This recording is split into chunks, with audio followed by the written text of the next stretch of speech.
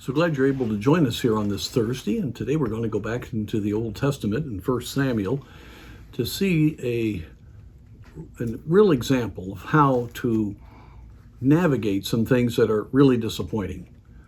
Samuel was very disappointed that the people did not understand what a privilege it was for them to be ruled directly by God. They were a theocracy, and God himself would lead them just like he did through Moses, just like he did through Joshua, and then through the judges. And now here at the time of Samuel, God had used Samuel and God had wrought great deliverances. And yet they come to him and say, we want to be like all the other nations. We want a king. And so God, in his sovereign plan, allows them to have a king. And that, of course, was how God was going to work it all through. But their attitude was wrong.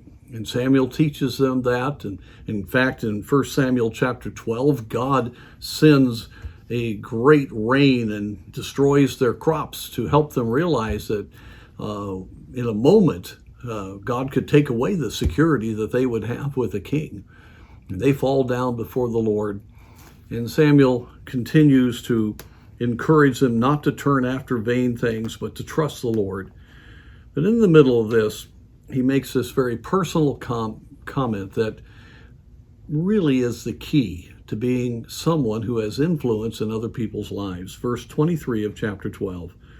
Moreover, as for me, God forbid that I should sin against the Lord in ceasing to pray for you, but I will teach you the good and the right way. He said, in the midst of all of this, I'm not throwing you aside. I'm not giving up on you. I'm going to continue to teach, and I'm going to continue to lead spiritually, even as the kingdom will be developed. But I'm going to have to ask God to work so that this can be so. I'm going to continue to pray for you. I'm not going to sin against the Lord. Now, I think it's very interesting. I've heard several messages on that, and I think it's so good. He didn't say that he would sin against them by not praying for them. He would sin against the Lord, because it was the Lord's will to bless his people. It was the Lord's will to honor his name. It was the Lord's will to have this group of people live in a right relationship with him. And Samuel had been given for that purpose. And even though the disappointment of their demanding a king had occurred, still this kingdom was going to come, and he, as God's spiritual leader, needed to prepare them for the kingdom. And so he was not going to sin against the Lord by giving up on them and by turning his back on them, but instead he was going to teach them and above all pray for them.